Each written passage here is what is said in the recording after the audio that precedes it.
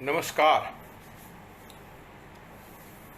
R.H. Joshi education and charitable trust Jasdan દ્વારા છેલ્લા ઘણા સમયથી કોરોનાના પીડાદાયક સમયમાં લોકોને જુદી જુદી રીતે પ્રોત્સાહન પૂરું પાડતી વ્યાખ્યાન શ્રેણીનું એના યુવાન ટ્રસ્ટી ગોપાલભાઈ અને ડૉક્ટર જનકભાઈ, અમારા મિત્ર પ્રોફેસર, અને રાજેન્દ્ર બાબુ, આ બધા કુટુંબીઓએ, પરિવારજનોએ જે સેવા કાર્ય આરંભ્યું છે, લોકોના મનને, લોકોના ચિત્તને અને એની પ્રજ્ઞાને પરિષ્કૃત કરે, પ્રોત્સાહિત કરે અને પરિમાર્જિત કરે એવી એક વ્યાખ્યાન શ્રેણી આયોજન કરી છે. હું જસદણનો હોવાને કારણે, કમળાપુરનો હોવાને કારણે, આ બધા લોકોથી પણ પરિચિત હોવાને કારણે એ આખો પરિવાર, બહેન નમ્રતાથી માંડીને ડૉક્ટર જનકભાઈથી માંડીને અનેક લોકો સાથે નિકટનો નાતો, અને ત્યાં અમારે DSVK હાઈસ્કૂલનું સંચાલન પણ સરકારશ્રીની અમને મળેલી એક પ્રકારની કામગીરી, એના કારણે પણ આ બધા મિત્રોને મળવાનું થતું હોય. એમાં આ વ્યાખ્યાન શ્રેણી અંતર્ગત મને ગમતો વિષય મળ્યો. આમ તો અમારો એ જસદણ, કમળાપુર આખો વિસ્તાર એ ઠાંગો ગણાય, પાંચાળ ગણાય, અને ત્યાં તળપદી ભજનવાણી, કનેસરા, કોઠી, કમળાપુર, કુંદણી, આ બધા બહુ જૂના સ્થાનકો.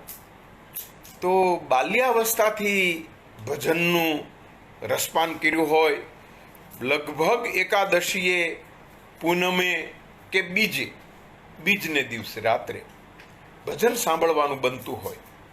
એટલે બાલ્યાવસ્થાથી ભજન અમે શાંતિદાસ બાપુના, પુરુષોત્તમ બાપુના સાંભળતા હતા. પછી શહેરમાં આવ્યા એટલે ભાઈ નિરંજન રાજ્યગુરુ, જવાહર ગઢવી, આ બધા સાથે નિકટથી સંકળાવાનું બન્યું. અને પછી મોરારી બાપુના નિકટથી પરિચયમાં આવવાનું બન્યું. એટલે સંતવાણી એ રસનો વિષય, અભ્યાસનો વિષય બન્યો, અને પછી સંશોધનનો વિષય બન્યો. આને કારણે લોક સાહિત્ય, ચારણી સાહિત્યની માફક સંત સાહિત્ય પણ એક અભ્યાસનો, આસ્વાદનો વિષય બન્યો. એટલે આ શ્રેણી અંતર્ગત જ્યારે વિષય નક્કી કરવાનો હતો ત્યારે બધા લોકોને સ્પર્શે. યુનિવર્સિટીમાં કે કોલેજમાં તો બરોબર છે, પણ સમાજ, આમ જનતાને, વ્યાપક જન સમુદાયને સ્પર્શે એવો કંઈક વિષય રાખવો, એવી મારા મિત્ર પ્રોફેસર જનકભાઈની લાગણી હતી. અને ગોપાલ વગેરેનું પણ કહેવું હતું કે સાહેબ કંઈક બધાને રસ પડે અને જ્ઞાન મળે એવી કંઈક વાત કરો. એટલે મેં વિષય આપ્યો, ભજનવાણી આપણું સંસ્કાર ધન. હવે લોકોને ધનમાં તો રસ હોય જ, પણ આ સંસ્કાર ધન છે. એને આપણે આર્થિક સાથે ન જોડીએ. સંપત્તિ તો અવશ્ય છે, પણ એ ન દેખાય એવી સંપત્તિ છે, અકળ અને પારાવાર અખૂટ સંપત્તિ છે. તો આવી સંપત્તિ, એ ધન આપણું, પણ સંસ્કાર ધન છે.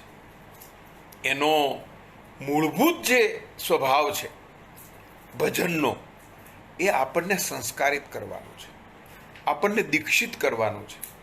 ગામડાના અભણ માણસો, જેને અક્ષર પાડતા આવડતું નથી, અક્ષર ઉકેલતા આવડતું નથી, કલમ પકડતા આવડતું નથી, એવા સંતોએ કંઈક પ્રજ્ઞાથી, પ્યોર માઇન્ડમાં, અંતઃસ્ફૂર્ણાથી સાધના દરમિયાન થયેલ અનુભૂતિ, એની અભિવ્યક્તિ એટલે ભજન.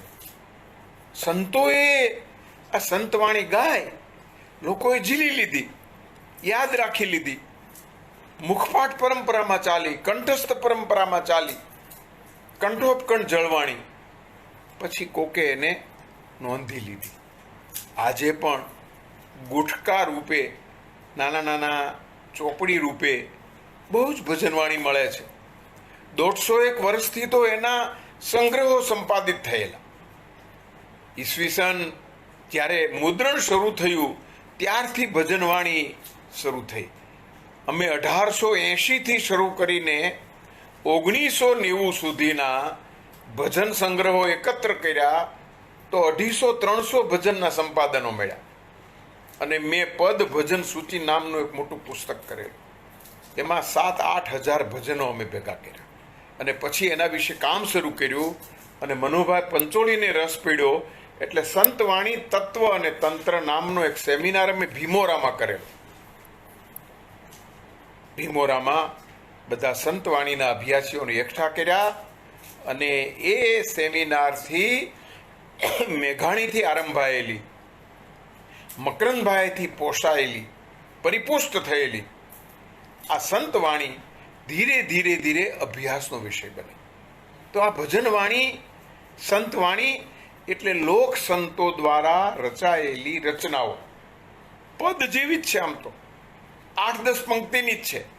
એમાં સંધ્યાના સમયથી શરૂ કરીને રાતના મોડે સુધી, એટલે કે પ્રભાતિયા સુધી ગવાતા હોય એ બધા ભજનો એમાં પ્રાપ્ત થાય છે. આ ભજનો વિવિધ પ્રકારના છે, વિવિધ સમયના છે, વિવિધ ઢાળના છે. ગણપતિથી શરૂઆત થાય. ભજનની શરૂઆત ગણેશ ભજનથી થાય. તો આ ભજનમાં સંતોએ તો રજૂ કરી નાખ્યા, રચાઈ ગયા. પણ પછી જેણે રચના શરૂ કરી એ સાંભળીએ ત્યારે ખ્યાલ આવે કે એમાં લોક સંતે પેલા ઉપનિષદમાં, પુરાણમાં, વેદમાં, શાસ્ત્રમાં કથિત ગણપતિના રૂપથી ન્યારું લૌકિક રૂપ શું મૂક્યું છે એનો ખ્યાલ આપણને એમાંથી આવે છે. તો એ ભજનવાણી, એની વિગતો સમજવી, સાંભળવી. પણ પહેલાં તો મને લાગે છે કે આપણે એ ભજનવાણીમાં જે ગણપતિના ભજન છે એ ગણેશ સ્થાપનાનું ભજન આપણે સાંભળીએ અરવિંદ બારોટના કંઠે. અરવિંદે બહુ સરસ રીતે ગણપતિનું ભજન ગાયું છે, લૌકિક. તમને સુધારા નમીએ નાથ રૂપાળા ગજાનન મંગલ મૂર્તિ વાળા ગજાનન મંગલ મૂર્તિ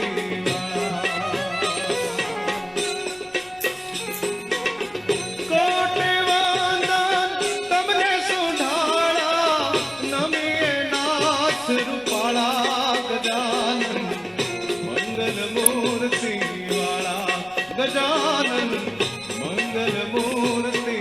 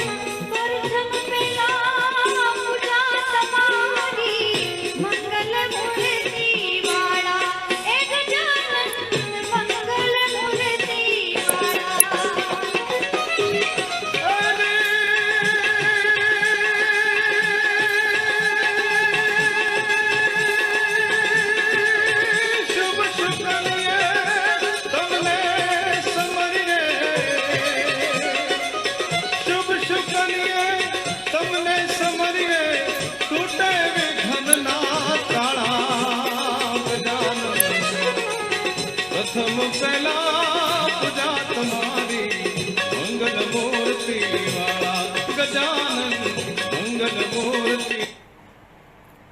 રૂપાળા પ્રથમ એની પૂજા કરવાની, લોકમાં ગણપતિની આ છાપ છે. તો પેલા વક્રતુંડ મહાકાય એવા શ્લોક નહીં, લોકોના ચિત્તમાં તો આ રૂપાળું ગણપતિનું રૂપ પડેલું છે અને સર્વ દુઃખને નાશ કરનારું છે અને સર્વ કામના આરંભે તેને કરવાનું. તો લોકોને સંસ્કારિત કરતા શાસ્ત્રોની સમાંતરે લોકોને ધર્માભિમુખ રાખતું, સંસ્કૃતિ તરફ વાળતું, સંસ્કૃતિમાં અભિમુખ રાખતું એવું કંઈ વાહન હોય તો આ ભજન છે. ગામમાં પંડિત શાસ્ત્રો કે સ્તુતિ, શ્વેતાંગમ શ્વેત વસ્ત્રમ સિતકુસુમ ગણે પૂજિતમ શ્વેત ગંધે નહીં. ત્યાં તો આ ગણપતિનું ભજન છે. તો ગ્રામીણ સમાજને ભારતીય સંસ્કૃતિમાં ઓતપોત રાખતું આ ભજન છે. ભજનને આ કારણે મહત્તા સ્થાપિત થઈ, એ વેદ વાણી જેટલો એનો મહિમા સ્થાપિત થયો. વેદના સૂત્રોની જે મહત્તા છે, અથવા વેદમાં જે કહ્યું છે, સૂક્ષ્માતિ સૂક્ષ્મ સલિલસ્ય મધ્યે, આ સૂત્ર છે. તો ભજનમાં લોક સંતે ગાયું, ઝીણાથી અતિ ઝીણો રે બાવો છે અતિ ઝીણો રે. તમે જુઓ મકરંદભાઈએ તો ઉપનિષદ કેવી રીતે પડઘાય છે ભજનમાં. વેદના સૂત્રો સંતોના હૃદયમાં એવી રીતે દ્રવીભૂત થયેલા છે કે એ દ્વારા ઉદ્ઘાટિત થાય છે. અને આ ભજનો, આ સંતોની વાણી આ કારણે આપણને માત્ર એમાં ચોંટાડી રાખે છે એમ નહીં, સુસંસ્કૃત કરે છે એમ નહીં. એ માત્ર સાધના ધારાના સિદ્ધાંતોને પ્રગટ કરતી વાણી નથી. એમાં કેટલી બધી વિગતો કહેલી છે, એની ભજન વાણી સાંભળીએ ત્યારે આપણને આખો ખ્યાલ આવે છે. અને એ કેટલીક ભજનોની, કેટલીક રચનાઓની, એટલા માટે તો મેં અહીંયા કહેવા માટે કહ્યું છે કે આ ભજન છે એ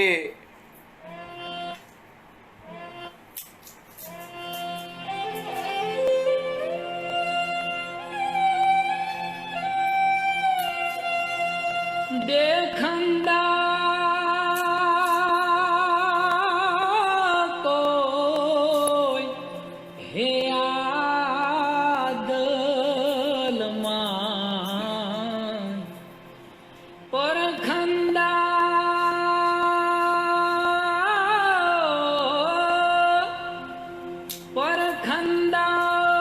कोई हे आदल मान ए निरखंदा रे कोई आदल मान झणण झणण झणण झण जालरी वागे झणण झणण झणण झण जालरी वागे देखंदा रे कोई आदल माय परखंदा रे कोई आदल माय ओ निरखंदा रे कोई आदल माय झणण झणण झणण झण जालरी वागे झणण झणण झणण झण जालरी वागे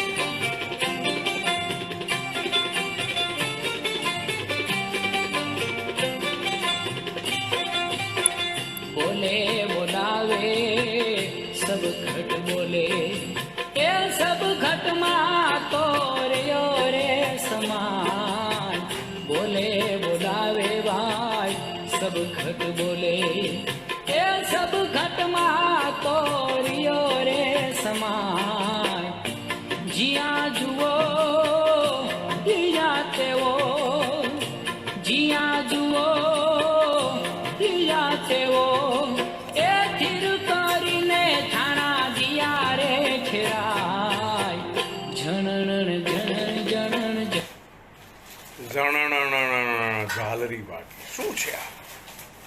દેખંદા, પરખંદા, નિરખંદા. ગ્રામીણ સમાજને દીક્ષિત કરતો આ મંત્ર છે. દેખવાનું, નિરખવાનું અને પરખવાનું. એ ક્યાંય કોઈ કોલેજમાંથી કે કોઈ મોટી નિશાળમાંથી દીક્ષિત થયા નથી. ભજન વાણીએ એને સુસંસ્કૃત કર્યા છે, દીક્ષિત કર્યા છે. જોવાનું, નિરીક્ષણ કરવાનું, દેખવાનું, પછી નિરીક્ષણ કરવાનું અને પછી પરખવાનું, પછી નિશ્ચિત કરવાનું.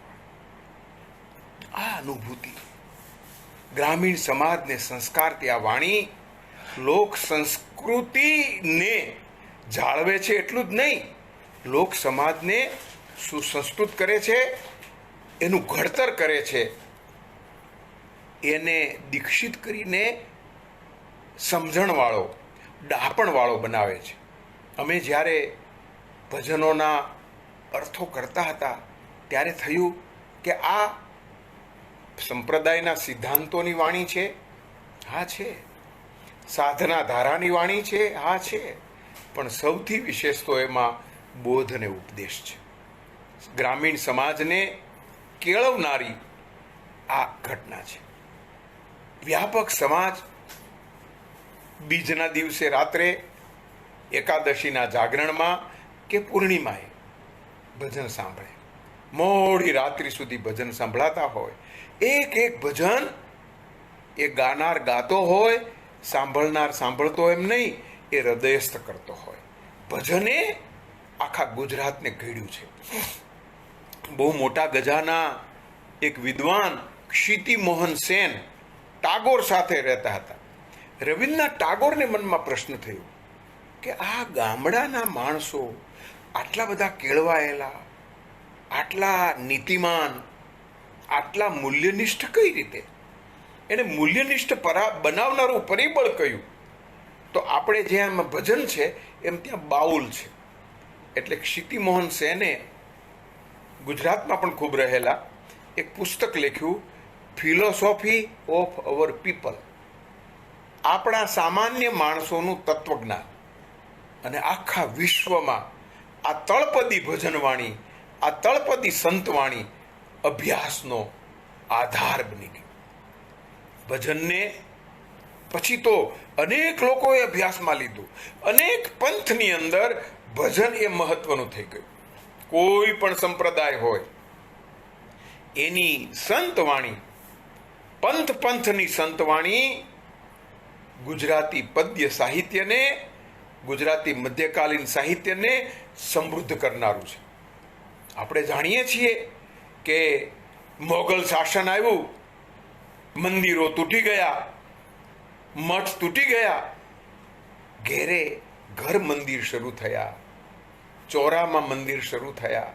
લોકો એકઠા થાય, ભજન કીર્તન કરે અને લોક સંસ્કૃતિના માધ્યમથી ધર્મ સચવાણો.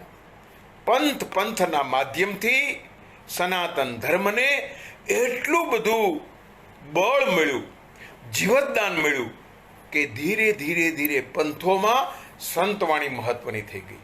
મહત્વના સંત છે કબીર. કબીરે પદને વાહન બનાવ્યું. કબીરે જે રચનાઓ રચી, કબીરે જે સાખીઓ રચી, કબીરા છીપ સમુદ્ર કી, રહે પિયાસા પ્યાસ और બુંદ કો ના ગ્રહે, સ્વાતિ બુંદ કી આશ.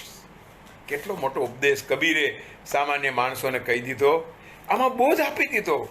કબીરા છીપ સમુદ્ર કી, રહે પિયાસા પ્યાસ. આ છીપલું કોઈ પણ પાણીને અડકતું નથી, ટીપું લેતું નથી, સ્વાતિ બુંદની રાહ જોવે છે. એમ તમે રાહ જુઓ. અપાર ધીરજ એને ક્યાંથી મળી? અપાર ધૈર્ય એને ક્યાંથી મળ્યું? તો એમ કહેવાય છે કે જ્ઞાન આપનારા તો એને સદગુરુ, કોઈને સદગુરુ માની લીધા છે. સદગુરુનું બહુ મહત્વ છે. અને એટલે એક ભજનમાં એને ગાયું છે કે મને ભીતરમાં, અંતઃકરણમાં મને સદગુરુ મળ્યા. કેળવનાર, દિશા ચિંધનાર, પ્રબોધનાર ગુરુ છે. અને આ ગુરુને કારણે હું સુપથગામી બન્યો છું, સદપથગામી બન્યો છું.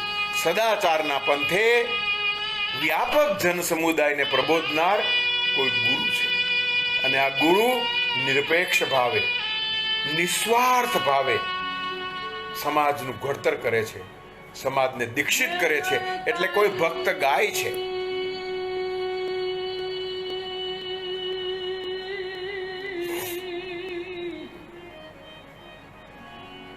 એ વર્તાણિયાનો લીલા મારી બાયુ રે, બેની મુને ભીતર સતગુરુ મળ્યા રે.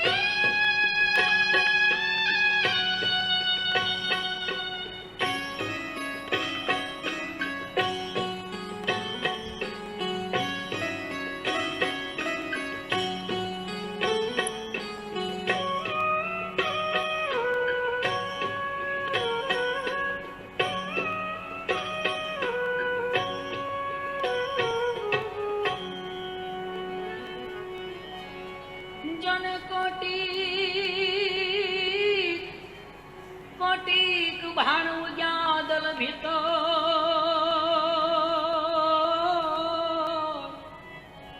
એ મેં તો ભૂમિકા સગવી ભારી. કોટીક ભાણું જાદલ ભીતો,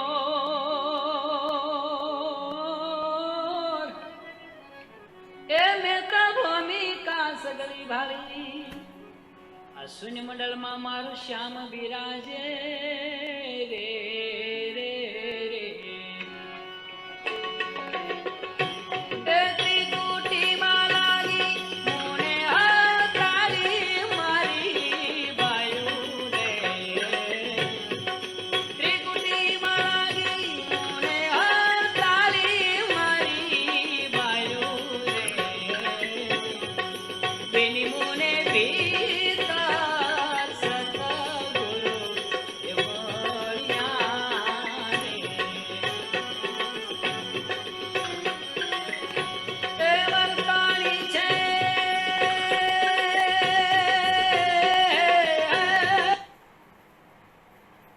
લીન થઈ જઈએ. ભીતર સદગુરુ મળ્યા અને જે આખું પરિવર્તિત રૂપ થઈ ગયું. કોઈ સાધના કરી નથી, કોઈ યોગ ધ્યાન પ્રાણાયામ કર્યા નથી, પણ પ્રભુએ શક્તિપાત કરી દીધો માત્ર. અને ત્રિકુટીમાં તાળી લાગે છે. સદગુરુની કૃપાથી જીવન પલટાઈ જાય. સામાન્ય માણસને આજ સુધીમાં આપણે જોઈએ છીએ. હજી કાલ સુધીનું ઉદાહરણ બગદાણાના બજરંગદાસ બાપુ કે આ ઉગમ સાહેબની જગ્યા બાંદ્રાની. આજ સુધી આ સંત પરંપરાએ જન સમુદાયને જીવંત રાખ્યો, એમ નહીં, મૂલ્યનિષ્ઠ રાખ્યો, સુસંસ્કૃત રાખ્યો. અને એને કારણે તો એ રચનાઓ આજ સુધી જીવંત રહી. એને કાળનો કાટ ચડ્યો નહીં, કારણ કે એ રોજિંદુ ગાનનું એનું વ્યસન થઈ ગયું. સંતવાણી વિશેને કામ કરતા કરતા મેં એક બહુ કામ કર્યું. એમાં એક ભજનના આસ્વાદનું પુસ્તક કર્યું, મૂળ રે વિનાનું કાયા ઝાડવું. અને એ સંતવાણી તત્વ અને તંત્ર આખું આપ્યું. પછી આ કહ્યું ત્યારે લોકોને ખ્યાલ આવ્યો કે અર્વાચીન કવિતાની સમાંતરે મધ્યકાલીન જ્ઞાન માર્ગી પદ કવિઓની સમાંતરે લોક સંતોની લોકવાણી એક બહુ મોટો સંસ્કાર વારસો છે.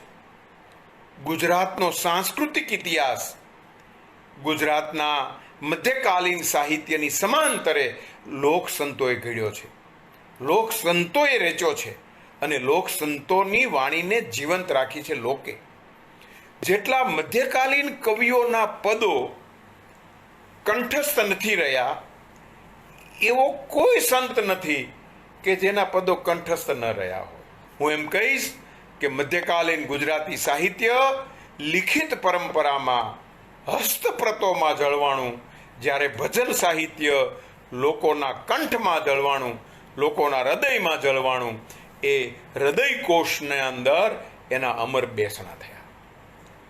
આજ સુધી એ કંઠસ્થ પરંપરા જીવંત રહી છે.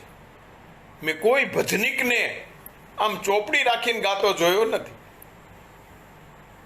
અને કોઈ સુગમ સંગીતની ગાયિકાને મેં ચોપડી વગર સાંભળી નથી. કેમ? સંતવાણી, ભજનવાણી એ આ કારણે સંસ્કાર ધન છે. એ સંસ્કાર ધન હાથમાં નથી રાખવાનું ખોલ, એ સંસ્કાર ધન બતાવવાનું નથી, એ અંદર પડેલું છે. અને એ જે પરિતૃપ્તિ છે એ પહેલામાં એણે કીધું, અને એટલે કહે છે કે પ્યાલો મેં પીધેલ છે ભરપૂર. આ પ્યાલો શું છે? શું છે પ્યાલો? ગુરુ મળે છે પણ કંઈક એવું તમને રસપાન કરાવે છે અને એ ગાયું છે. મારી નેનો મેં આયા એનો પ્યાલો પીધેલ છે ભરપૂર, પ્યાલો મેં પીધેલ છે ભરપૂર. દયા કરીને મને પ્રેમે પાયો, મારી નેનો મેં આયા નૂર, પ્યાલો મેં પીધેલ છે ભરપૂર, પ્યાલો મેં પીધેલ છે ભરપૂર.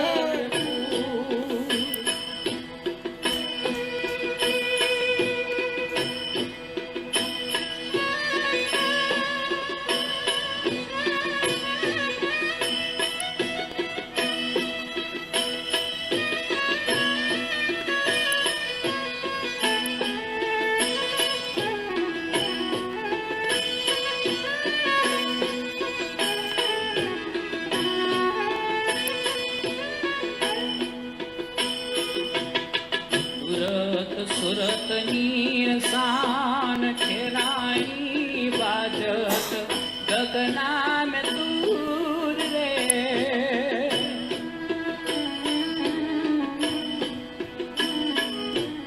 નુરત સુરતની શાન ખેરાણી બાજત ગગના મેં દૂર રે.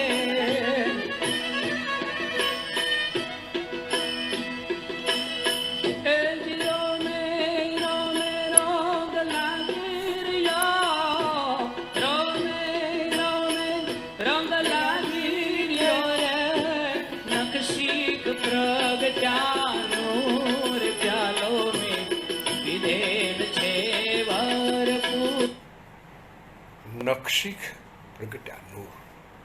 રોમ રોમ તમારા રૂવાડે રૂવાડે સંતર્પકતાનો અનુભવ કરી દેનારો ગુરુનો પ્રેમનો પ્યાલો છે.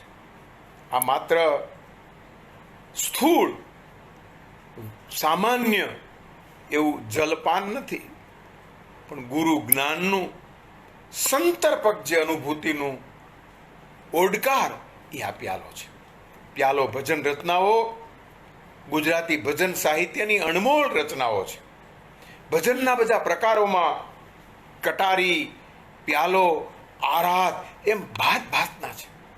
સંત દેવીદાસથી માંડીને આ બધા સંતોએ ભજન રચ્યા એમ નહીં, માત્ર શબ્દો નહીં સંસ્કૃતમાં કહ્યું છે ને, માં શબ્દા ક્રિયા એવ, શબ્દો નહીં કાર્યો. તો આને તો શબ્દો અને કાર્યો બે, આ વિશિષ્ટતા છે. વેદ ઉપનિષદ કાલથી ચાલી આવતી ઋષિ પરંપરાથી લોક ઋષિ પરંપરા એક નવો ચીલો ચાતરે છે. એ શબ્દો પણ અને કાર્યો પણ. આચાર પ્રથમો ધર્મ એ પાળી બતાવે. સંત દેવીદાસ સેવા કરતા હોય રક્ત પિતિયાની, સેવા કરતા હોય કોઢ નીકળ્યો હોય એની, સેવા કરતા હોય દુઃખી દારિદ્ર્યથી પીડાતા કરુણ ચીસો પાડતા લોકોની. અને 18-19 વર્ષની આહિર યુવતી આણું વળીને ઘેરે જતી હોય અને આ જોવે, એને થાય કે ઓહો આ શું છે. એટલે પૂછે છે તો કે છે કે બેન, આ બહુ રૂપાળા હતા, આ કોકના બાપા હતા, કોકના દીકરા હતા, કોકની મા હતી, આ કોકની પત્ની હતી, કોકની બેન હતી, પણ આ રોગિષ્ટ કાયા થઈને એટલે ત્યજી દીધી. દેવીદાસની આ વાત અમરબાઈ માને ચોટ લાગી ગઈ. સંતની વાણી, સંતનું કાર્ય તમને એના તરફ વાળે છે. આપણે વાત કરીએ છીએ મધર ટેરેસાની, પણ મધર ટેરેસા કરતાં કેટલી વહેલી આ રક્તપિતિયાઓની સેવાનું ઉદાહરણ સંત દેવીદાસ છે. અને અમરબાઈ માને સમજાઈ જાય છે માનવ જીવનની, માનવ સંબંધોની ક્ષણભંગુરતા. માનવ સંબંધો કેટલા પોલા છે, માનવ સંબંધો કેટલા બોદા છે, બટકણા છે, ક્ષણભંગુર છે. એનો ખ્યાલ આવી જતા અમરબાઈમાં ત્યાં રોકાઈ જાય છે. અને પછી એણે ભજન ગાયું, મેં તો સિદ્ધ રે જાણીને તમને સેવ્યા. શું ભજન ગાયું છે! આ ભજનો, એની રચનાઓ આજે પણ પરબ વાવડીની અંદર અષાઢી બીજે આપણે સાંભળીએ છીએ. સંત દેવીદાસ અને અમરબાઈમાં સૌરાષ્ટ્રની ભજન વાણીના મેરુદંડ સમાન છે. કેમ? કારણ કે એને આચરણમાં પણ મૂક્યું, સેવા કરી. તો ભજન એ ખુલ્લો લુખ્ખો સંદેશ નથી. એને જાળવનારા, એનું જતન કરનારા સંતોએ પોતાના કાર્ય થકી સમાજને એના તરફ વાળ્યો અને સમાજ એ કામ કરતી હતી. આ સમાજની અંદર, સંત પરંપરાની અંદર પુરુષો જ છે એવું નહીં, ઉચ્ચ વર્ણના લોકો છે એવું નહીં, નિમ્ન વર્ણના લોકો પણ એક સાથે રહ્યા છે. એટલું જ નહીં, એને ગુરુપદ પણ મળ્યું છે. ભારતીય સમાજ કેટલો સમરસ હતો, કેટલો સદભાવપૂર્ણ હતો, કેટલો સહાનુભૂતિ અને સદાચારી હતો, એનું ઉજળું ઉદાહરણ સૌરાષ્ટ્રની સંત સંસ્કૃતિ છે. દાસી જીવન તો ચમાર હતા. રૈદાસ મીરાના ગુરુ બને. દાસી જીવન એણે જે હમણાં આપણે જે ભજન રચનાઓ સાંભળીએ, એ જ્યારે સાંભળીએ ત્યારે ખ્યાલ આવે છે કે એ ખુમારીથી, ખમીરથી સંભળાવી પણ શકતા હતા. એક વખત પ્રસંગ છે, દાસી જીવણ તંબુરમાં ભજન ગાતા ગાતા એક ગામથી બીજે ગામ જઈ રહ્યા હતા. તો કુંભારાણાના પત્ની ગોંડલના રાજવીના વેરડામાં નીકળતા હતા અને એને વેરડામાં અવાજ સાંભળ્યો. એટલે પૂછ્યું, વળાવ્યા સાથે હતા એને, કે આ કોણ ગાય છે, આ શું છે? કે માં, આ તો સંતવાણી ભજન ગાય છે દાસી જીવણ. ઓહો! પેલા રિયા એ કે હા, દાસી જીવણ મીરાનો અવતાર માને છે પોતાને.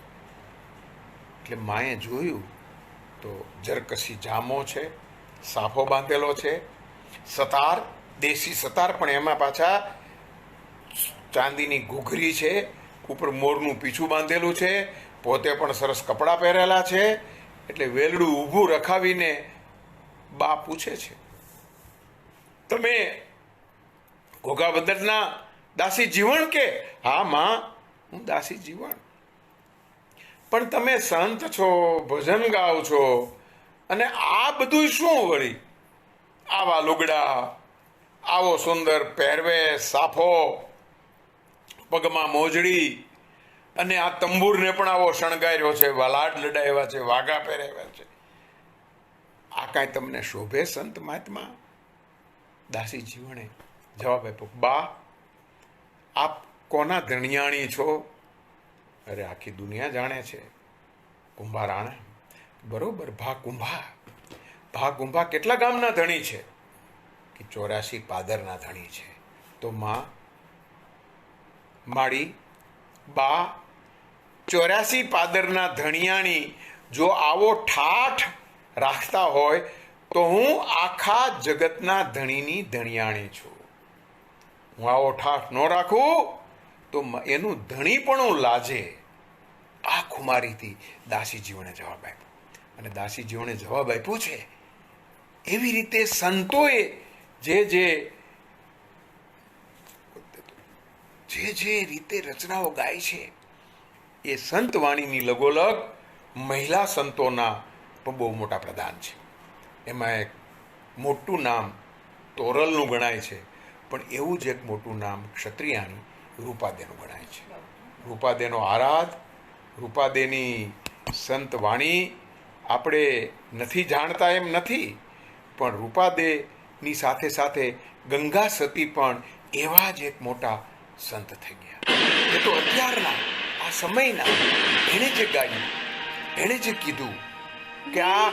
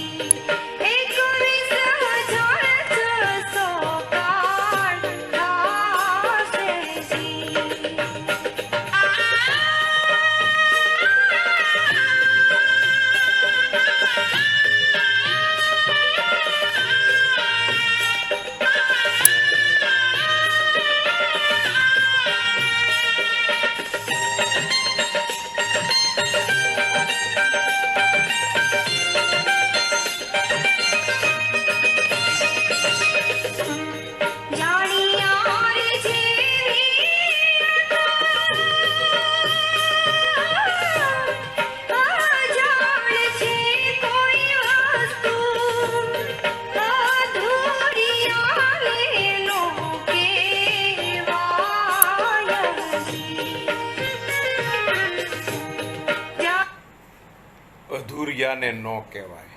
આ લોક શિક્ષણ. વચન વિવેકી જે નર નારી પાનબાઈ, વીજળીને ચમકારે મોતીડા પરોબા. એક જિંદગી આવી ક્ષણિક છે. તમારું જીવન ક્ષણ ભંગુર છે. એક ક્ષણમાં પલકવારમાં શું થવાનું છે ખબર નથી. માટે જે કરવાનું છે એ પહેલા કરી લો. નરસિંહ મહેતાએ કહ્યું, ઉપનિષદકારોએ કહ્યું, વેદમાં પણ કહ્યું, પણ ગંગા સતી જેવા એક સ્ત્રી સંતે વીજળીનો ચમકારો થાય એટલી વારમાં તમારે તમારું કામ પૂરું કરવાનું છે. અને કામ પૂરું કરવાનું લક્ષ્ય તો મોક્ષ પ્રાપ્તિની છે, પ્રભુને ભજન કરવાનું છે. આવી સૂચના, આવી વાત સમજીને રહીએ ચૂપ, એમ કે છે આગળ. તો અધૂરિયાને ન કહેવાય. ક્યાં કહેવું, ક્યાં ન બોલવું, એવો ઉપદેશ, એવી વાત આ સ્ત્રી સંતોએ આપી છે. એમાં તોરલની મેં વાત કરી, અને વાત આપને કરતો હતો રૂપાદેની. રૂપા રાણી તો બાલ્યાવસ્થાથી મેઘધારુ જેવા સામાન્ય જન નિમ્ન સ્તરના એના ગુરુ હતા મેઘધારુ. એની શિષ્યા હતા. બીજની ઉપાસના પાઠ પૂજા કરતા હતા. પણ લગ્ન થયા એટલે રાવ મલ્લીનાથી માલદે એ નુગરા છે, પણ એની સાથે લગ્ન થયા અને જાય છે એટલે કહે છે કે મારા ગુરુને સાથે લાવું. રાજાએ હા પાડી, ગુરુને લઈને ગયા સાથે. પણ પછી કાન ભંભેણી થઈ એટલે કીધું કે ભાઈ આ ગુરુને તમે સાથે લાવ્યા છો, એને બહાર જે આપણે બગીચો છે ત્યાં એના માટેનો આપણે રહેવાની વ્યવસ્થા કરી છે અને ત્યાં એને રાખવાના છે, અહીંયા લઈ આવવાના નથી. કે કાંઈ વાંધો નહીં. તો નદીને સામે કાંઠે એનો આશ્રમ કરી દીધો. ગુરુ ત્યાં રહ્યા અને રૂપાદે મહેલમાં આવ્યા. મહારાણી છે, રૂપના અંબાર છે, ભક્તિ છે, ભક્તિ કરે છે, પણ પતિ ભક્ત નથી. સંતોએ સમાજને તો સદમાર્ગે વાળ્યો, પણ પોતાના પતિને પણ સદમાર્ગે વાળનારા લોયણથી માંડીને તોરલથી માંડીને અનેક એવા સ્ત્રી સંતો છે જેણે જીવનનું આમૂલ પરિવર્તન કરી નાખ્યું. તો એમાં રૂપાદે તો, અને એ રૂપા રાણીનો આરાધ આપણે સાંભળીએ ત્યારે ખ્યાલ આવે કે રૂપા રાણી મહેલમાં છે. ગુરુના વાયક આવ્યા કે તમારે આવવાનું છે, આજે ભજન છે, ગુરુને ત્યાં પધારવાનું છે. અને જાવું કેવી રીતે? જાગે છે. માલદેની સાથે છે અને માલદેને છોડીને, માલદેને મૂકીને કેવી રીતે નીકળી શકાય? આ એનો પ્રશ્ન છે. એનો આરાધ આપણે સાંભળતા સાંભળતા રૂપાદેની આખી વાત સમજવી છે. ભજન શું કહે છે? તળપદી વાણીમાં મેં વર્ષો પહેલા આ રૂપા રાણીનો આરાધ સંપાદિત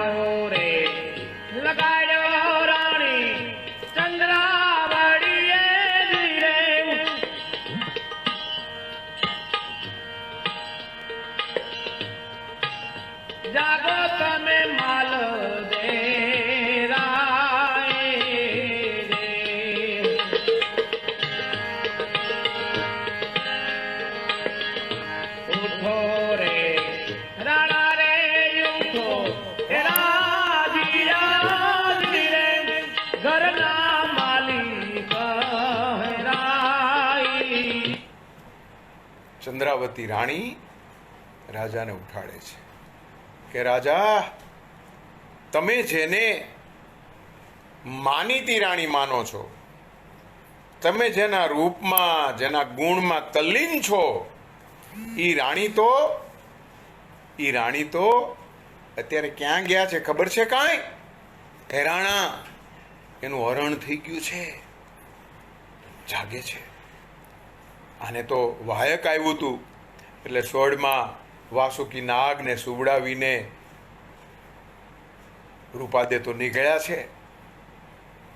દરવાણીને કહે છે ઉઘાડો દરવાજો.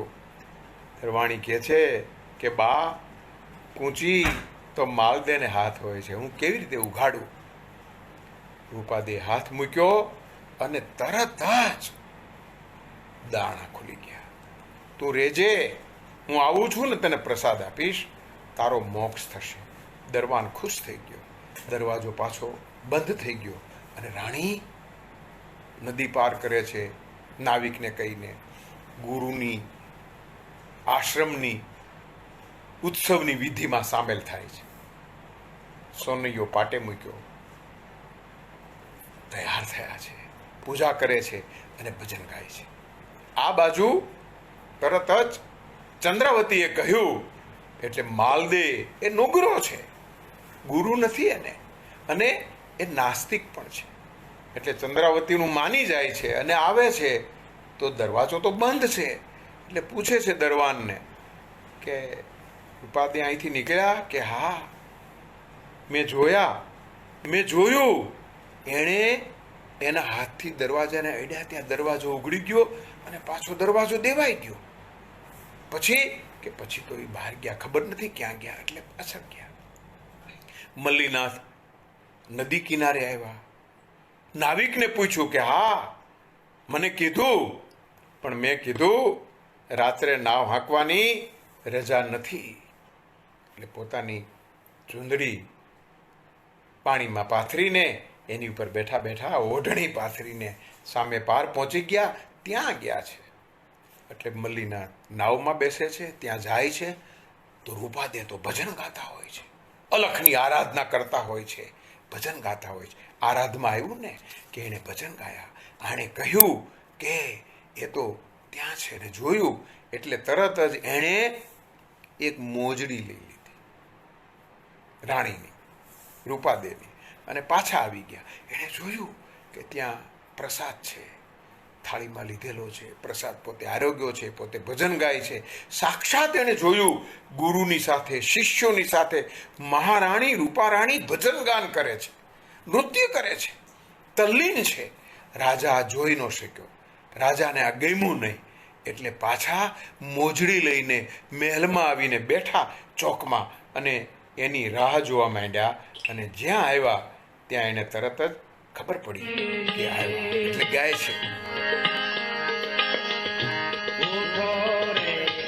રાણા રે ઉઠો, એ રાધીરા રે ઘરના માજે.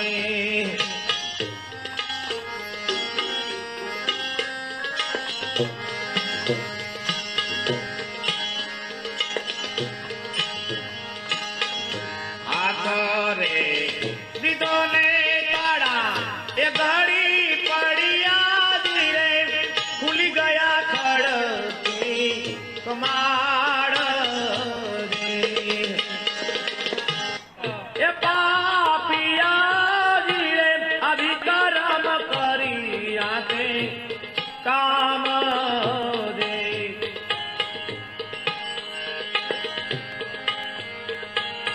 આ ફટ રે એ ગોજારા ફટ, પાપિયા ધીરે વિક્રમ કર્યા છે તે કામ રે.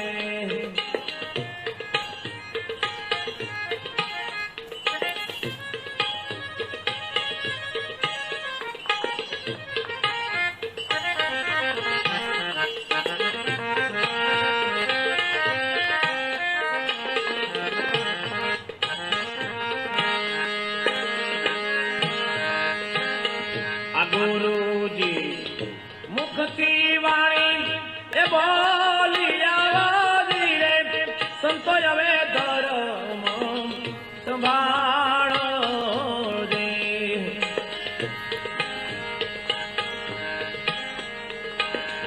આ ગુરુજી મુખથી વાણી એ બોલિયા ધીરે, સંતો હવે ધર્મ સંભાળો રે.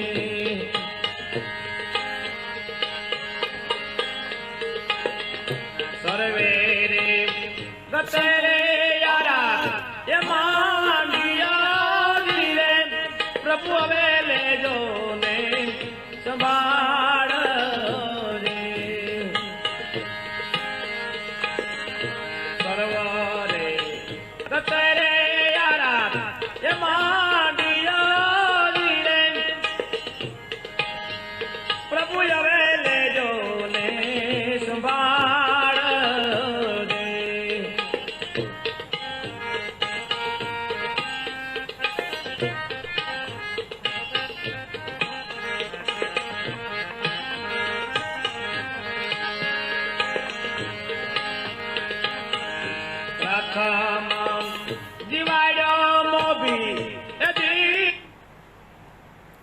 પાસેથી મોજડી ગુરુએ ઉતારી. મોજડી ઉતારી એટલે રૂપાદે મોજડી પહેરીને મહેલમાં આવ્યા અને જોયું ત્યાં સામે રાવ મલ્લીનાથ ઊભા છે, હાથમાં તલવાર છે. ક્યાં ગયા હતા? ફૂલવાડીમાં ફૂલ લેવા ગઈ હતી. ઓહો, એ જાણતા કે આ નાસ્તિક છે, નુગરો છે, એને હું કહીશ કે ગુરુને મળવા ગયા તો એ બરોબર નહીં કહેવાય. અને જોયું રાજાએ તો પગમાં મોજડી હતી. ફૂલ વીણવા ગયા હતા? તો કે હા. ક્યાં છે ફૂલ? તો કે હાર્યા. તો એને જોયું તો આમાં તો પ્રસાદ હતો, એને બદલે ફૂલ થઈ ગયા. એટલે રાવ મલ્લીનાથ અત્યંત વ્યાકુલ થઈ ગયા. એનાથી હાથ જોડાઈ ગયા અને કહ્યું, સતી, આ માર્ગ મને બતાવો, આ શું છે? તો કે આ પંથ બહુ દોયલો છે. એ પણ એક ભજન છે, આ પંથ કોણે બતાવ્યો? રાવળ માલા જાગો મારા જૂના જૂના જોગી. આ ભજનો રૂપાદે માલદે ગુજરાતી સંત પરંપરાનું એક તેજસ્વી નક્ષત્ર છે. એની વાણી, એનું તેજ. એટલે પછી રૂપાદે કહે છે કે આ પંથ બહુ આકરો છે રાજા, ત્યાં ન જઈ શકાય. કે ના, મારે જવું છે, મારે આ પરચો જોઈ છે, મારે આ ચમત્કાર જોઈ છે. તમારી મોજડી હું જોઉં છું, થાળીમાં ફૂલ જોઉં છું, તમે કમાડ ઉઘાડો છો, તમે ત્યાં પહોંચી જાઓ છો, મારે આ પંથે જવું છે. હૃદય પરિવર્તન થાય છે, પણ રૂપાદે એની કસોટી કરે છે અને હૃદયની કસોટી કરીને કહે છે કે એમને ન થાય. તમારે તમારું પ્રિયમાં પ્રિય શું છે? તો કે ઘોડો. તો કે એની હત્યા કરવાની. બીજું પ્રિય કોણ છે? તો કે ઘોડાથી પછી તો મને મારો કુંવર વાલો છે, તો કે એનું મસ્તક કાપવું જોઈએ. અને પછી આમ તો તમે વાલા છો, પણ એ પહેલા મને ચંદ્રાવલી વાલી છે, તો ચંદ્રાવતીનું મસ્તક. આ ત્રણેયના મસ્તક લાવો, ત્રણેયને મારો, પછી આ પંથે અવાય. મલ્લીનાથ તો ઉપડ્યા છે, ઘોડાનું મસ્તક કાપી નાખ્યું, પોતાના કુંવરનું મસ્તક કાપી નાખ્યું અને રાણીનું મસ્તક કાપીને લઈને આવ્યા. અરે રાજા, મેં આ નહોતું કીધું. તમારો મોહ, તમારી માયા અને તમારી મમતા, એને મારવાની વાત હતી. તમારો મોહ ઘોડામાં છે, તમારી માયા દીકરામાં છે અને તમારી માયા પત્નીમાં છે. ઈ સ્થૂળ પત્ની, પુત્ર અને અશ્વને મારવાની વાત નહોતી. તમારે આ મોહને, માયાને અને મમતાને મારી નાખવાના હતા. તમે તો આ મારીને લાવ્યા. અને એમ કહેવાય છે કે રૂપાદેએ અંજળી છાંટીને એને જીવતા કર્યા અને રાવ મલ્લીનાથ તો વિચારમાં પડી ગયા કે ઓહો,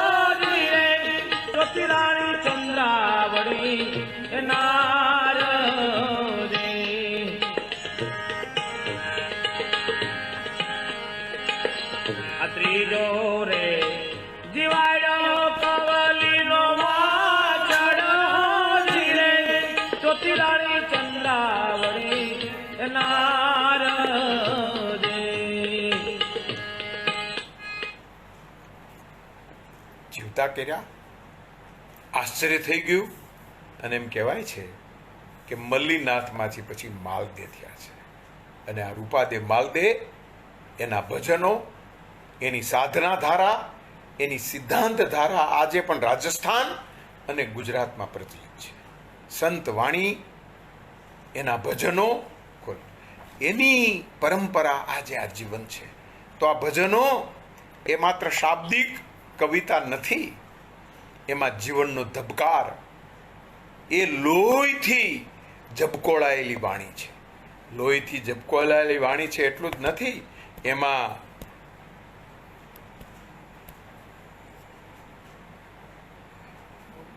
જે મહત્વ છે એ આ બધાનું છે. પણ સાથે સાથે એમાં જે મહત્વ કીધું છે એ ભજન વાણીનું મહત્વ આ કારણે છે. અને મને પૂરી શ્રદ્ધા છે કે આ ભજનો આ કારણે એ માત્ર ને માત્ર શાબ્દિક રચનાઓ નથી, કોરી લુખી કવિતા નથી. એમાંથી જે બોધ અને ઉપદેશ નીતરે છે, એમાંથી જે ભજનનો રસ જે દ્રવે છે, એ દરેક માણસને નવું જીવન આપે છે, નવું પરિમાણ આપે છે અને ખરા અર્થમાં નવું બળ આપે છે. અને એ બળથી જીવતો થયેલો માણસ જાણે નોળવેલમાંથી નોળિયો જેમ સંજીવની પ્રાપ્ત કરે એમ પ્રાપ્ત કરે છે. મને ભજનવાણી નિમિત્તે આ બધી વાત કહેવાનું બન્યું, પણ સાથે સાથે એક બહુ જ મહત્વનું ગંગા સતીનું જેમ વીજળીના ચમકારે મોતીડા પરોવા પાનભાઈ આપણે સાંભળ્યું, એવા જ એના ભજનમાં એક આ મહત્વનું આ ભજન છે. એ ભજનની સાથે આપણે આ વાતને વિરામ આપીએ. પણ પહેલા એ રચનાના શબ્દોને સાંભળીએ. એ રચનામાંથી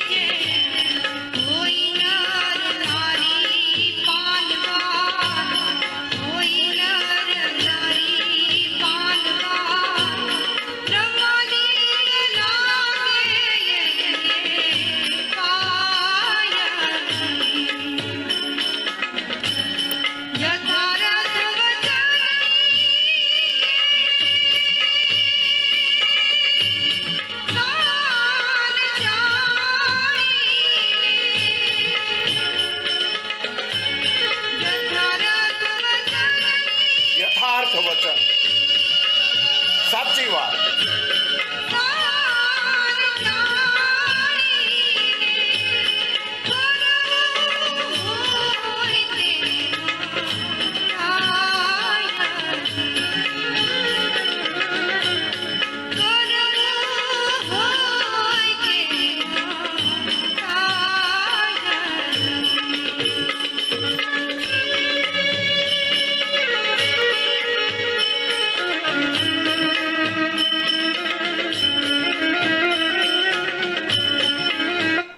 ઉપદેશ તો આપ્યો છે, પણ સાથે સાથે તંબુરના તારે જ્યારે સંત ગાય છે કે આ કાયા રૂપી ઝાડ છે ને એ મૂળ વગરનું છે, ત્યારે પડી જશે તો માનવ જીવનની ક્ષણભંગુરતા એમાં એને ગાય છે.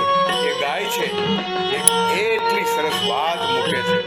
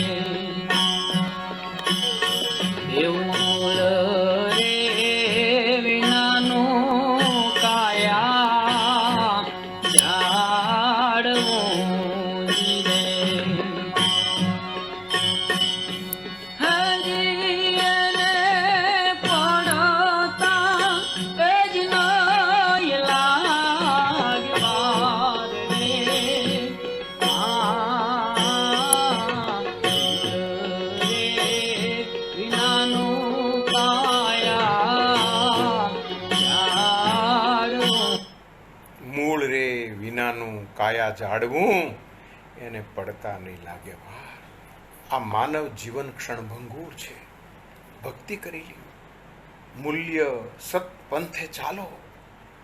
આવો જીવન ઘડતરનો, જીવન જીવવાનો ઉપદેશ આપતી ભજન વાણી એ કોરી નકરી વાણી નથી. એના શબ્દ શબ્દમાંથી જીવતરની જીવવાની જડીબુટ્ટી સાંપડે છે. અને એના કારણે આ ભજનો એને આજ સુધી કાળનો કાટ લાગ્યો નથી. એ જીવતા રહ્યા, એને જીવાડવા ન પડ્યા, એ જીવતા રહ્યા. એ ક્યારેય ગ્લુકોઝના બાટલા ન ચડાવવા પડ્યા, એનો મૃત્યુ ઘંટ ન વાગ્યો, પણ એ અમર અજર વાણી રહી, આ ભજનની વાણી, સંત વાણી. કારણ કે એમાં ઉપદેશ છે. એટલું જ નહીં, એમાં સંસ્કાર ઘડતરના ઘટકો પડેલા છે. આવી સંસ્કાર ઘડતરના ઘટકો વાળી વાણીના થોડાક દૃષ્ટાંતો તમારી સમક્ષ રજૂ કરવાનું બન્યું. અને મને ગમતી કેટલીક ભજનવાણી તમને સંભળાવીને એનો આસ્વાદ કરાવવાનું બન્યું. અને રૂપાદેવ માલદે જેવા મહાન યુગલ સંતનું ચરિત્ર થોડુંક કહેવાનું બન્યું. એની પ્રસન્નતા સાથે ટ્રસ્ટ પરત્વે, ટ્રસ્ટીઓ પરત્વે મારો ઋણભાવ સ્વીકારીને હું જોઉં છું ક્ષણે ક્ષણે, મિનિટે મિનિટે લોકો, શ્રોતાઓ પોતાની પ્રસન્નતા વ્યક્ત કરી રહ્યા છે. એ બધા શ્રોતાજનો પરત્વે પણ મારો ઋણભાવ પ્રગટ કરીને મારા વિચારને વિરામ આપું છું. નમસ્કાર. ભારત માતા કી જય.